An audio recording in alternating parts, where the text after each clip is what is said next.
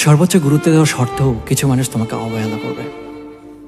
বোকামিটা তখনই হবে যখন তুমি এদের জন্য কষ্ট পাবে, যন্ত্রণা অনুভব করবে। তোমার উচিত এই ধরনের মানুষের সাথে না থেকে বন্ধুদের সাথে আড্ডা দিয়ে সময় নষ্ট করা।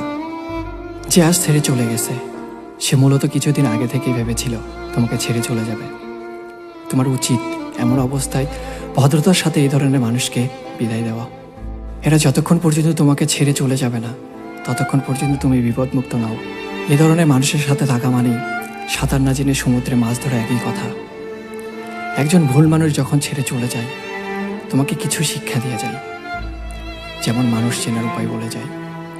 ভুল মানুষকে দেখতে কেমন হয় সেটাও দেখিয়ে দিয়ে যায়। একমাত্র তোমার মৃত্যু ব্যতীত কোনো কিছুই তোমার জন্য বেদনাদায়ক নয়।